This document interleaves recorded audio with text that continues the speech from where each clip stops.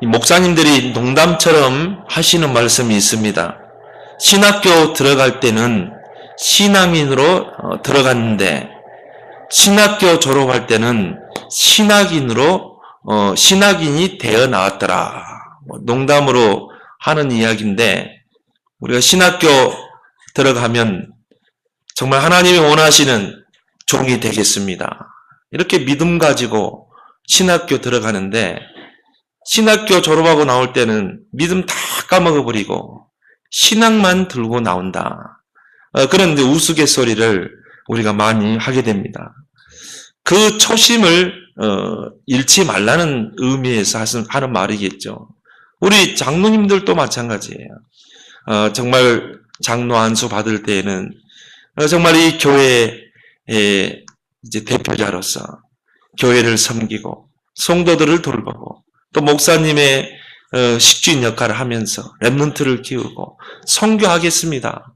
그렇게 하고 이제 안수를 받는데 나중에 보면은 이게 많이 바뀌어 있는 것들을 이렇게 보게 됩니다. 제가 이학번 주간에 제가 부교육자로 있을 때 알고 지내던 그 장로님을 이렇게 만났어요. 그때는 이제 집사님이었죠. 근데 그때 이분과 제가 같이 많이 소통을 했거든요. 제가 이제 교회 부교육자로 들어가면서 저는 낯선 곳이잖아요. 아무도 모르는 사람들이었고, 근데 이 집사님이 저에게 다가와서 뭐 이렇게 인사하면서 자기를 소개하면서 가깝게 대해줘요. 참 편했거든요. 이런 조그만 공장을 운영하시는 분입니다. 근데 자기 집안은 이게 불신자 가정으로 너무 우상 숭배를 많이 하고 뭐 제사를 1년에 한 12번, 13번 지낼 정도로 그렇게 이 우상 섬기고 귀신 섬기는 그런 가문이어서 자기 가문을 보면 불신자 6가지 상태가 다 있다는 거예요. 영적 문제, 정신 문제, 가정이 깨지고 또 암으로 뭐 지금도 행방불명된 이 형제가 있고 뭐 이 대물림 되는 이 영적인 문제. 그 자기는 이 불신자 상태 6가지를 자기 가문을 통해 다 봤다는 거예요. 그게 맞다는 거예요. 그러면서 자기가 그 복음을 받는 날, 그 문제가 창세기 3장이에요.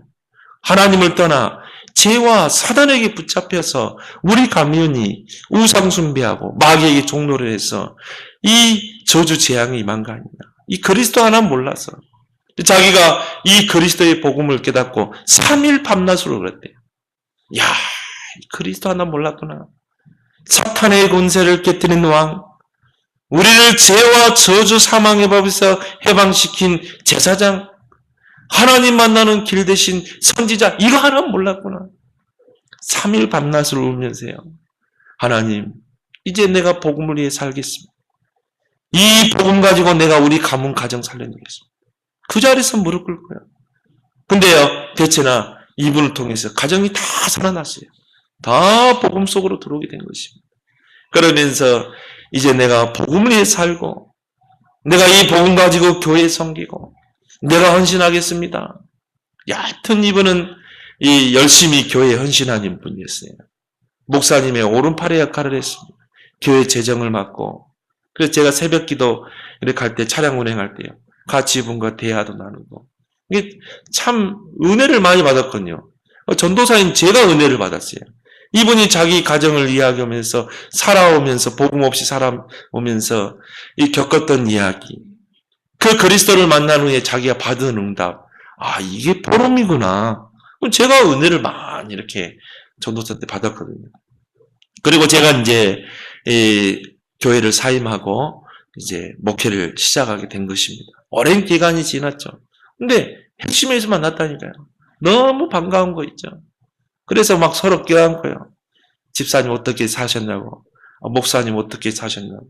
근데 장로님이 되셨더라고 보니까. 근데 이분이 여하튼 저에게 많은 도움을 줬거든요. 제가 어려울 때 훈련비가 없어가지고 훈련을 가야 되는데 이분이 뒤에서 이렇게 저의 배경이 돼서 목사님 이거 훈련비 하시라고. 또 신학교 때 어려울 때요. 저 책 사서 보시라고. 또 이것 가지고 식사하시라고.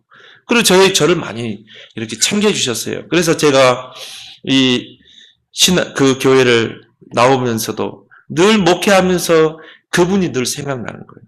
그래서 나에게 도움을 주고 내게 은혜를 끼쳤던 그 집사님 지금 어떻게 살고 있을까? 가정은 어떨까? 늘 마음속에 담고 기도했거든요. 근데 핵심에서 만난 거예요. 너무 반가운 거 있죠. 자기는 이제 장로가 됐다는 거예요. 장로 되신 거 축하드린다고. 자기 산업선교에 꾸준히 참석하고 산업선교의 중요한 역할을 이분이 하고 계세요. 그래서 같이 이제 핵심 때 이 커피를 이렇게 같이 마시면서 대화를 나누는데 대부분 이분이 뭐라 그러냐면은 불신앙의 말을 하는 거예요.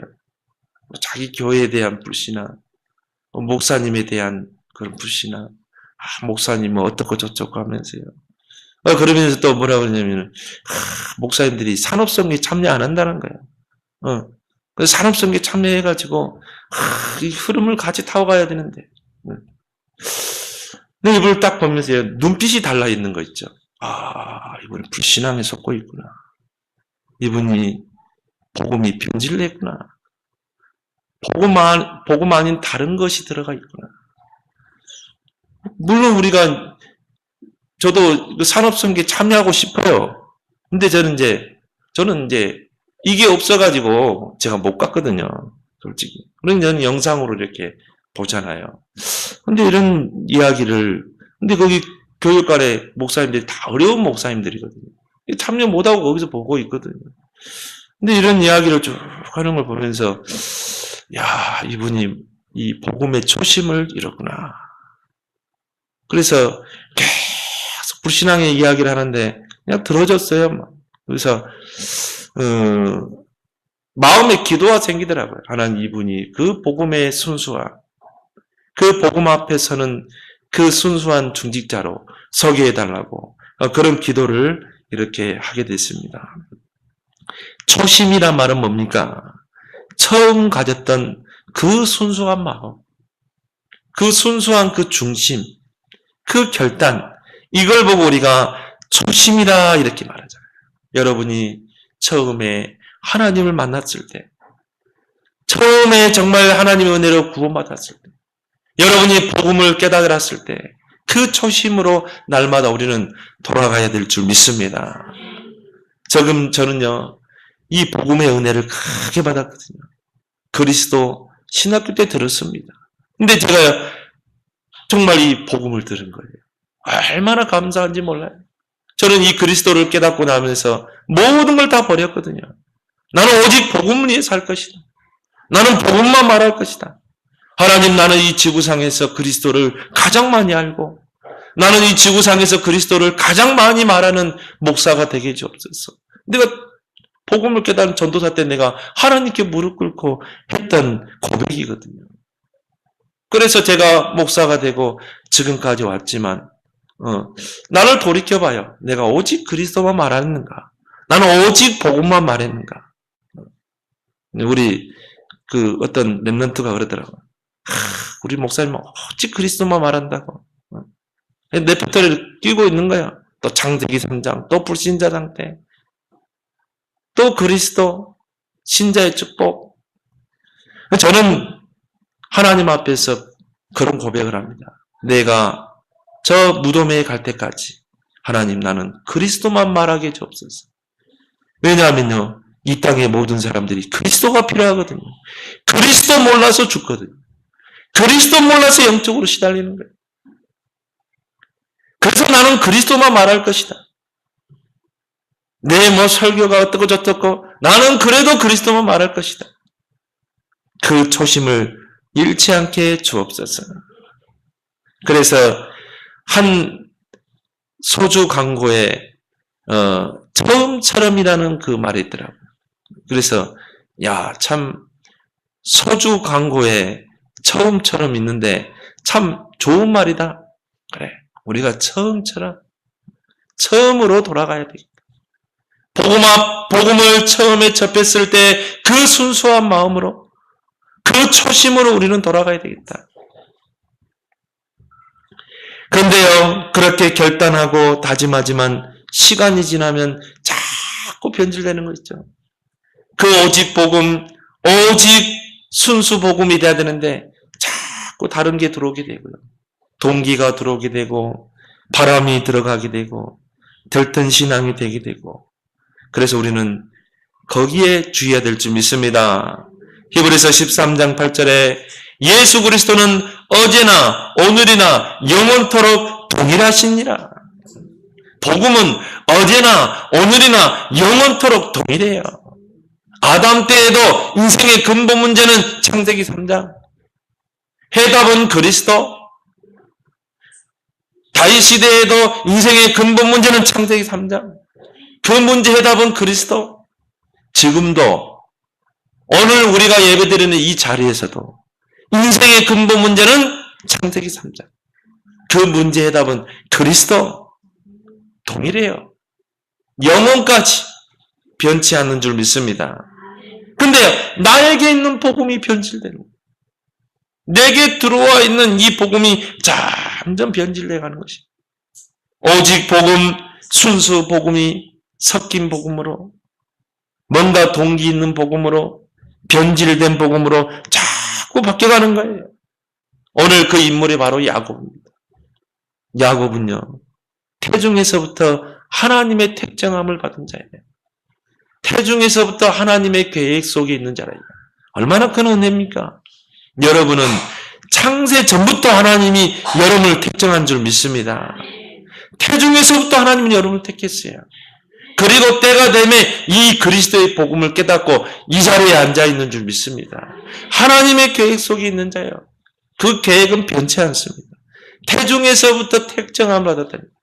근데 자꾸 인본주의를 쓰는 거 있죠. 팥죽 한 그릇으로 형을 속이고, 그리고 장자의 명분을 뺏고, 그것 때문에 결국 도망을 가게 되고요. 그래서 밤중에 그 들판에서 돌을 베개 삼아 자고 있는데 꿈속에 하나님께서 나타나신 것입니다. 꿈속에 보니까요, 사닥다리가 땅에서부터 하늘로 쫙 솟아 있는데 거기에 천사들이 오르락 내리락 하는 거예요. 그리고 그 사다리 위에서 하나님께서 야곱에게 말합니다. 야곱아, 내가 너와 함께하겠다. 내가 너를 떠나지 않겠다. 내가 너에게 작정한 것을 다 이루기까지 너를 절대 버리지 않겠다. 확실한 거잖아요. 야곱이 눈을 벌떡 뜨고요, 거기서 이런 고백을 하잖아요. 하나님, 진짜 하나님은 나와 함께 하셨네요. 하나님은 나의 위기 때에도 나의 하나님이셨네요. 내가 그걸 몰랐네. 그 자리에서요, 자기가 배우고 있는 그 돌을 세워놓고, 하나님, 이곳이 바로 하나님의 집입니다. 이것이 바로 하늘의 문입니다. 그 말은 뭡니까? 앞으로 이곳이 하나님 집이 될 것입니다. 근데 솔로몬 시대 때 그 야곱이 세운 돌 위에 성전이 지어지잖아요.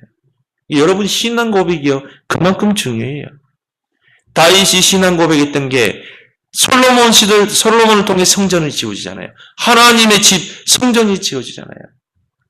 야곱이 거기서 고백하죠. 하나님, 내가 순전하게 정말 아버지 집으로 돌아올 때 하나님이 돌아오게 하신다면 이 집이 하나님의 집이 될 것이요, 하나님은 나의 하나님이 될 것이요, 그리고 내가 받은 재산 중에 10분의 1을 하나님께 드리겠습니다. 그 고백을 하는 거죠. 큰 은혜를 입은 거죠. 그리고 이제 외삼촌 라반의 집으로 간 거예요. 근데요, 또 거기서 21년 동안 허송세월을 보내면서 복음을 잃어버려요. 섞인 복음, 변질된 복음. 어느 정도입니까? 이방신을 숭배하고 섞어버리는 거죠. 그렇게 해서 이제 결국은 이제 라반의 집에서 나오게 됩니다. 에서가 이제 죽이려고 하죠. 근데 또 그 야곱이 초심으로 돌아가서 야복강 나루토에서 하나님께 씨름하면서 기도하잖아요. 하나님 축복하지 않으면 놓지 않겠습니다. 그때 그 야곱에게 주신 이름이 뭡니까? 이스라엘이잖아요. 이스라엘. 네 이름을 이제 이스라엘이라 이래요. 큰 기도 제목을 주십니다. 그리고 떠나는데요, 또 그 초심을 잃어버리죠. 세겜 땅의 추장에게 딸 디나가 강간을 당하게 됩니다. 그것에 분을 여긴 아들들이 피해 복수를 하게 됩니다. 살인을 하게 됩니다. 가정이 막 풍지박산 나는 거예요. 그때 하나님이 이 야곱에게 나타나서 하신 말씀입니다. 오늘 1절에 보니까 하나님이 야곱에게 이르시되 일어나 베델로 올라가서 거기 거주하며 내가 내 형 에서의 낯을 피하여 도망하던 때에 내게 나타났던 하나님께 거기서 제단을 쌓으라 하신지라. 네가 그 베델에서 은혜 받았던 그 장소로 가라는 거예요. 그 베델로 올라가라는 거예요. 거기서 네가 하나님께 서원했던 그 신앙을 회복해라. 그 초심을 회복해라. 그래서 야곱이 어떻게 합니까? 모든 것을 털고 일어나서 어디로 가요? 베델로 가잖아요. 오늘 3절에 우리가 일어나 베델로 올라가자. 내 환난 날에 내게 응답하시며 내가 가는 길에서 나와 함께 하신 하나님께 내가 거기서 제단을 쌓으려 쌓으려 하노라. 그 말은 뭡니까? 이제 초심으로 돌아가겠다. 그래서 이방 신상을 다 내어버리고 이제 일어나서 베델로 올라간 것처럼 우리는 순간순간 나를 복음 앞에 비춰보면서 우리는 베델로 올라가야 될 줄 믿습니다. 복음 앞에 서야 돼요. 초심을 회복해야 돼요. 그래서 항상 복음 앞에 서라. 어떻게 내가 초심을 잃지 않을까? 복음 앞에 서면 돼요.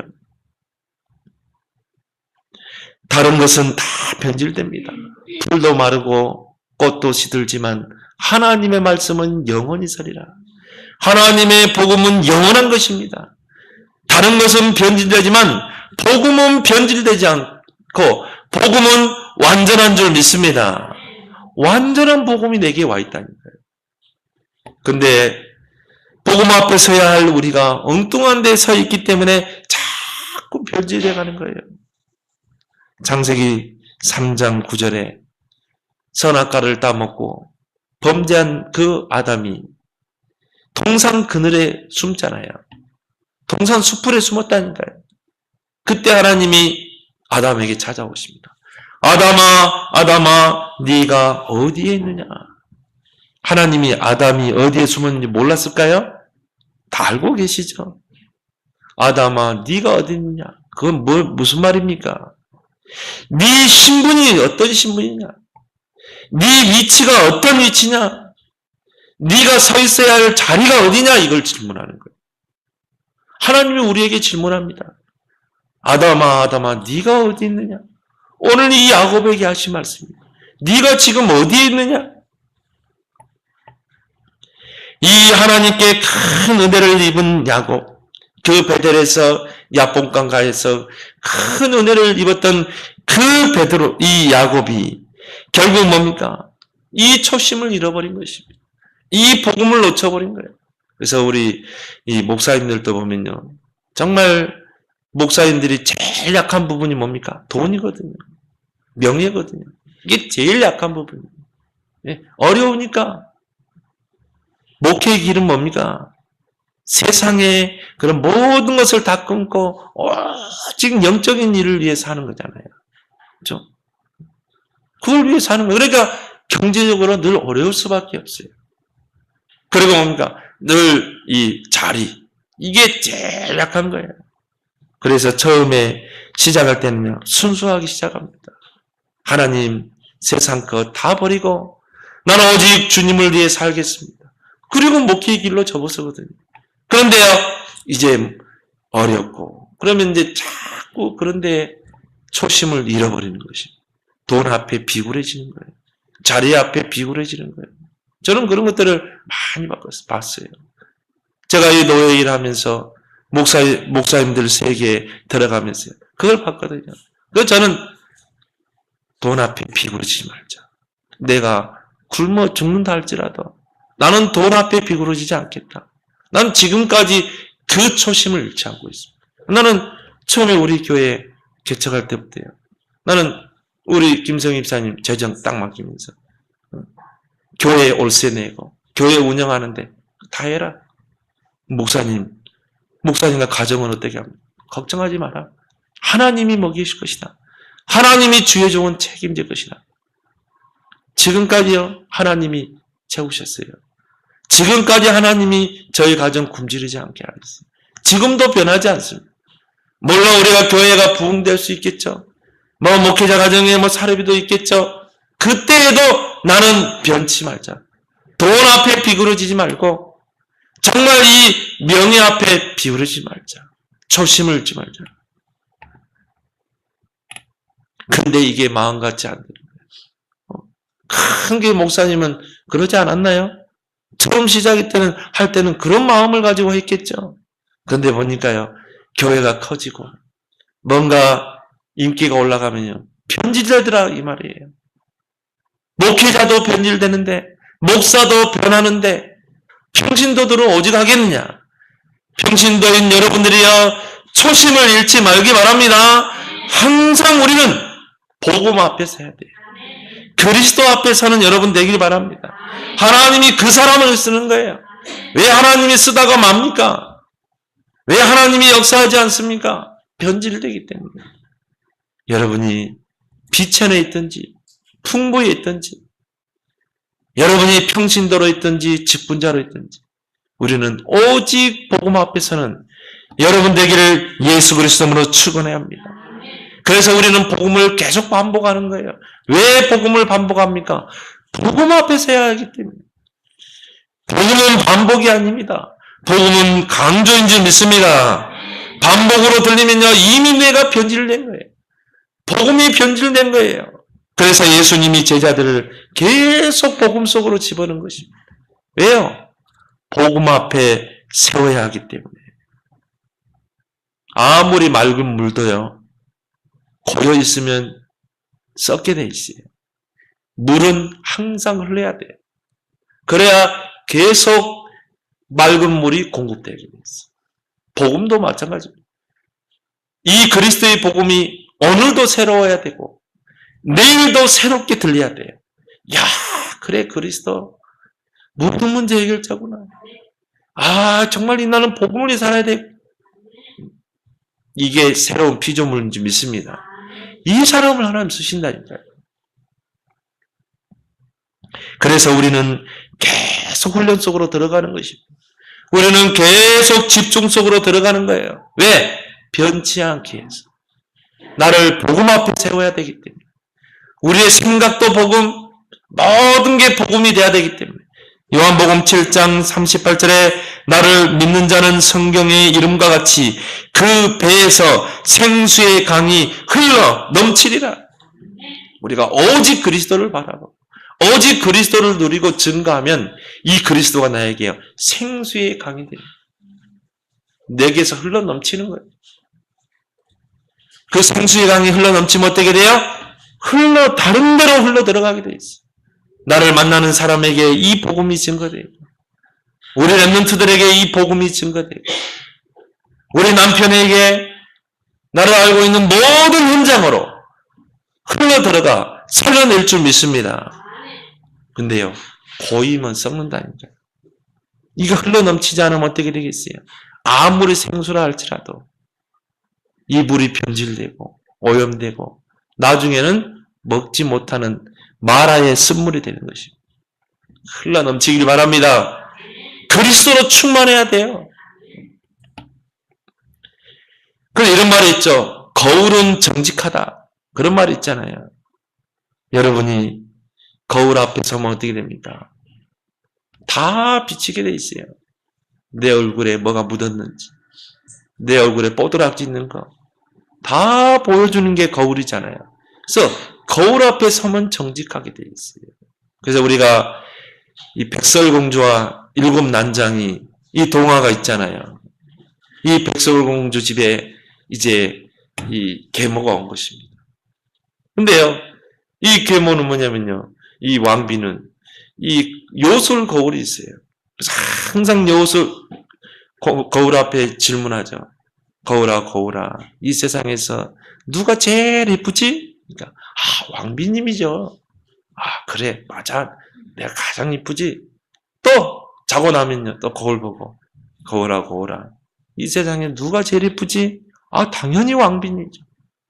근데 백설공주가 점점 큰 거예요. 성숙한 아가씨가 됐어요. 거울아 거울아 이 세상에서 누가 제일 예쁘지? 왕비님이 이쁘죠. 그런데 왕비님보다 더 예쁜 여자가 있어요. 누군데? 자, 백설공주. 그래서 어떻게 합니까?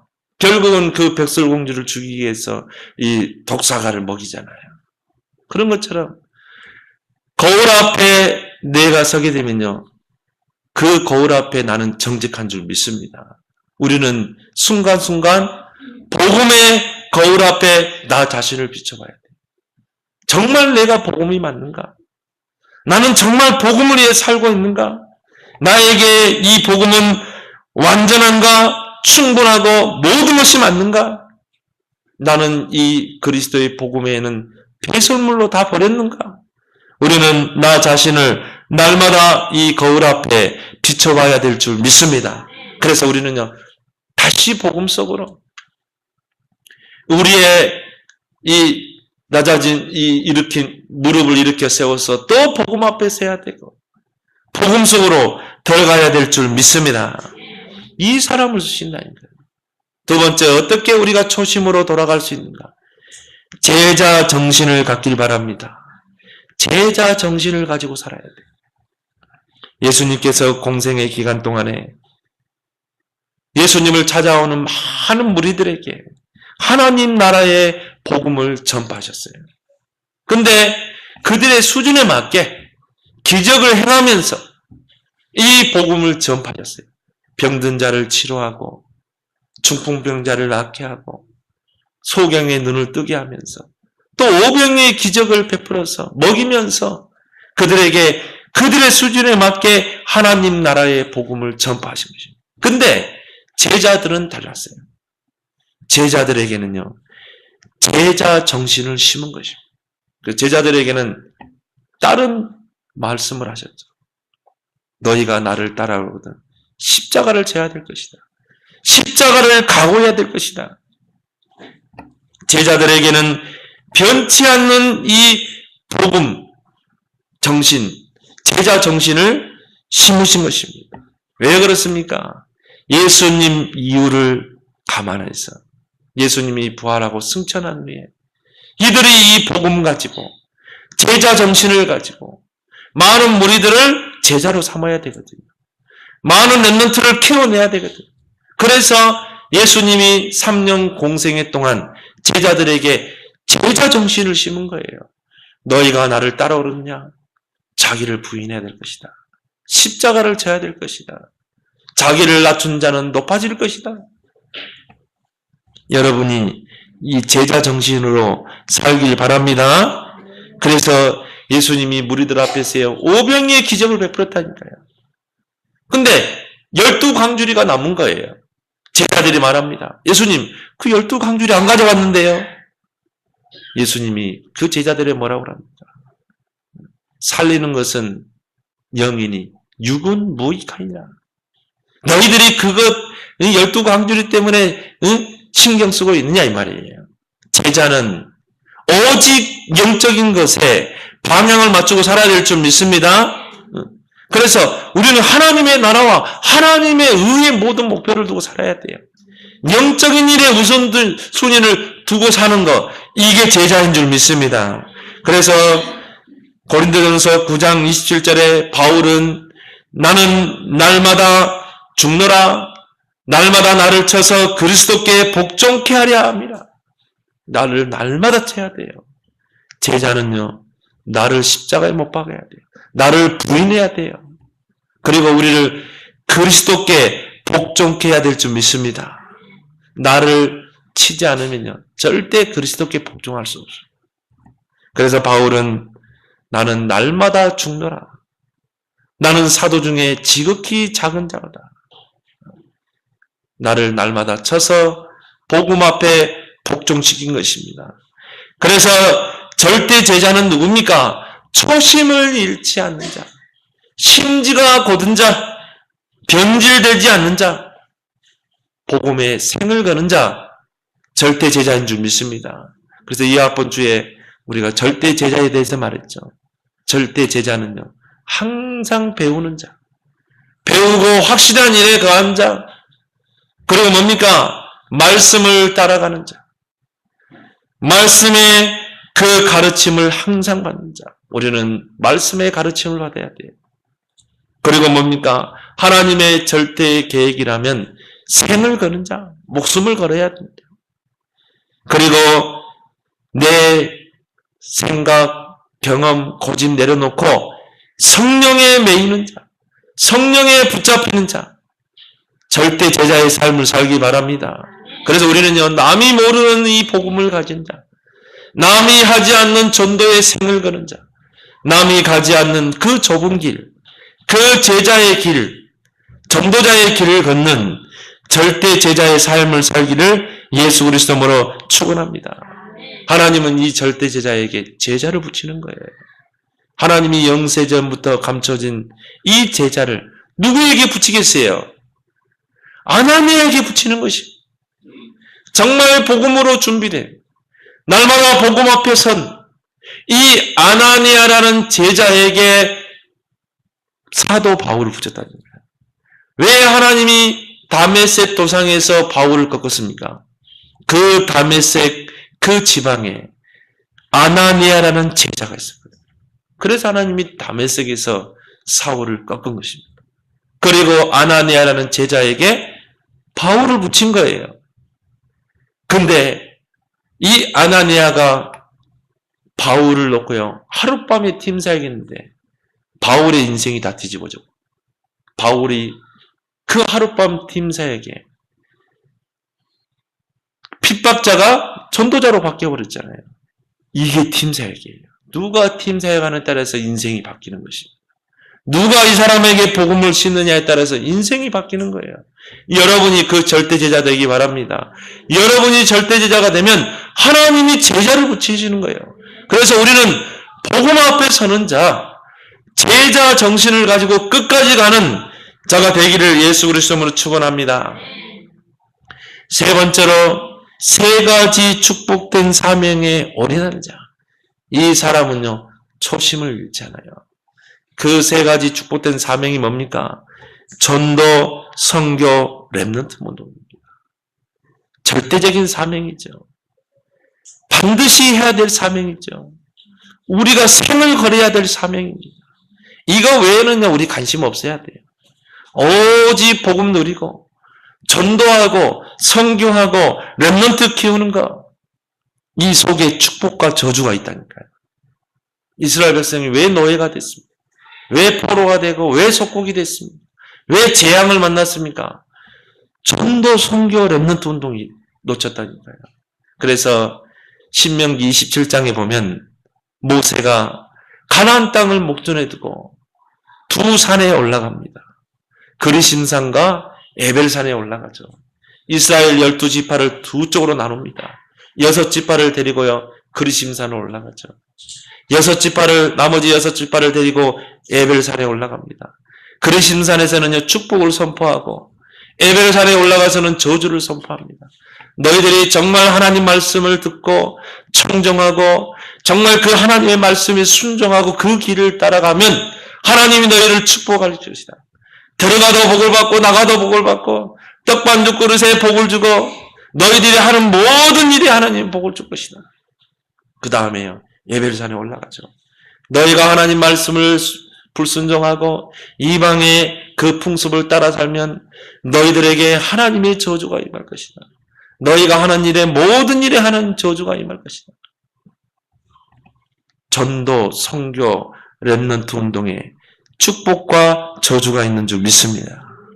우리의 뜸교회는요, 이 세 가지에 올인하는 교회예요. 우리는 다른 거 할 필요 없어요. 오직 그리스도의 복음으로 무장하고 우리는 전도하고 선교하고 렘넌트 키우는 것입니다. 여기에 올인하는 거예요. 우리는 끝까지 올인하고 달려가야 될 줄 믿습니다. 그래서 올인이란 말은 뭐니까? 모든 걸 다 거는 거예요. 내 생명까지 거는 거예요. 여러분 돈 벌어서 뭐 할 겁니까? 전도하고 선교하고 렘넌트 키우세요. 그게 우리가 돈 버는 목적이라니까. 올인은 모든 걸 다 거는 거라니까요. 내 생명까지 다 거는 거예요. 사도행전 20장 24절에 사도 바울은 나의 달려갈 길과 주 예수께 받은 이 은혜의 복음 증거하는 일에는 나의 생명을 조금 더 귀한 것으로 여겨야 한다.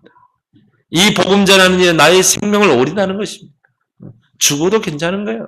가장 가치 있는 죽음입니다. 복음 전하다 순교하는 것, 하나님 보실 때 가장 가치 있는 죽음이에요. 여러분 로마서 16장 3절 4절에 이 브리스기를 아울러 보세요.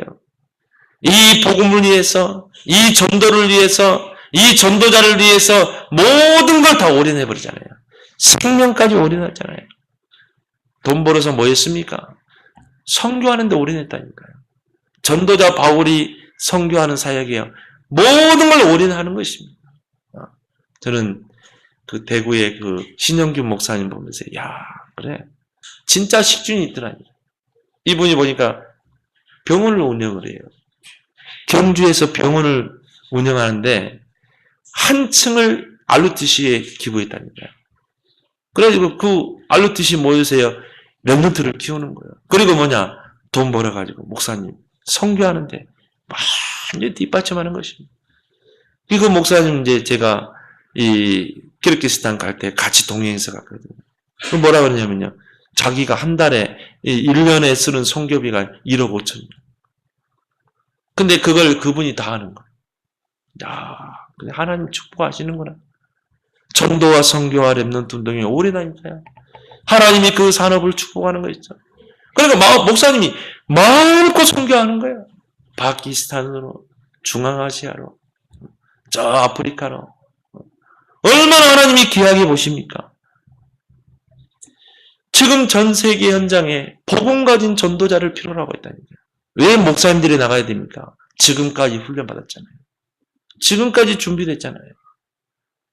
지금 정말 이 복음을 기다리는 영혼들이 얼마나 많습니까? 여러분 이번 주간 목사님의 필리핀 선교 사역을 놓고 기도하시기 바랍니다. 정말 하나님 우리 목사님의 그 선교의 발걸음 속에 귀한 필리핀 현장에 제자를 찾고 세우고 렘넌트를 키우고 오는 발걸음 되게 해달라고. 그 선교는 발로 뛰는 선교가 있어요. 기도로 내가 미는 선교가 있습니다. 물질로 선교하는 게 있어요. 여러분 정말 이번 한 주간 동안 목사님의 그 선교의 발걸음을 놓고 집중해서 기도하는 여러분 되길 바랍니다. 사도행전 12장 1절 25절에 정말 초대교회의 모든 성도들이 교회에 모여서 그 전도자 베드로를 놓고 집중 기도하는데 하나님께서 베드로의 갇힌 옥문을 열어버리잖아요. 선교는요 함께 가는 것입니다. 여러분이 같이 필리핀 현장에 가 있는 거예요. 같이 가 있는 방법이 뭡니까? 기도로 선교하는 것입니다.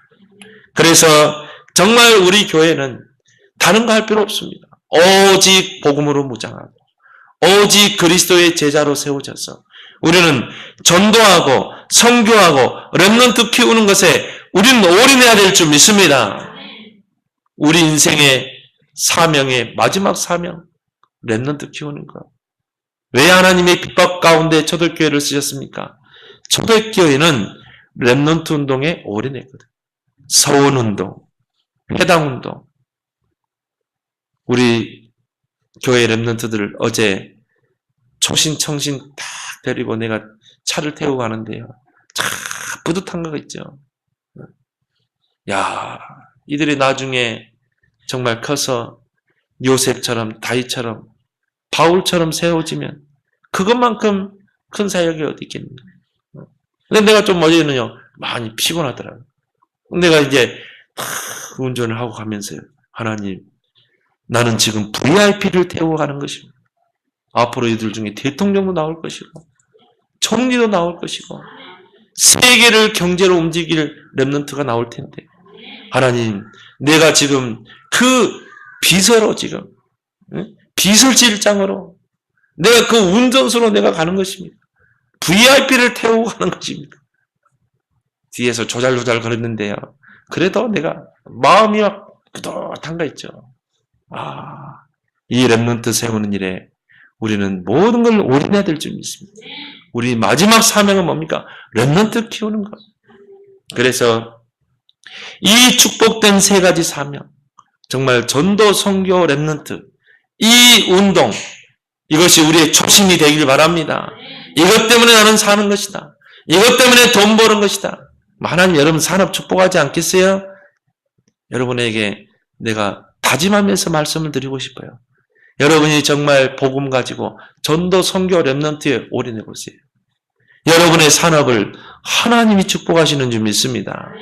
역대상 29장 10절 14절에 보면 다윗은 이런 고백을 했죠. 부와 기가 하나님께로부터 말미암습니다. 하나님께로부터 온다는 거예요. 모든 사람을 크게 하심과 강하게 하심도 하나님의 손에 있습니다. 모든 경제의 주권이 하나님의 손에 있습니다. 믿으시기 바랍니다. 그래서 여러분이 항상 복음 앞에 서는 그런 전도자, 제자 정신을 가지고 사는 전도자, 세 가지의 축복된 이 사명에 올인하는 그런 초심을 잃지 않는 전도자 되기를 예수 그리스도로 축원합니다. 하나님 은혜를 고맙고 감사합니다.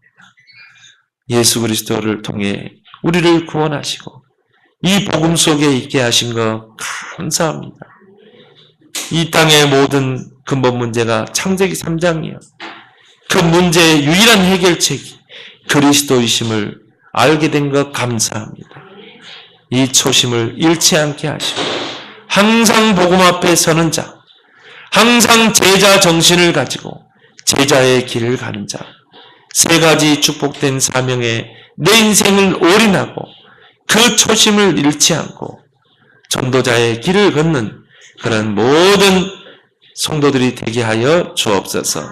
특히나 이번 주간 선교 사역에 우리 모든 성도들이 기도로 함께하게 하여 주시어서 이번 사역의 발걸음 속에 절대 제자를 찾고 세우고 오는 그런 전도자의 발걸음 되게 하여 주옵소서. 예수님의 이름으로 기도하옵나이다. 아멘.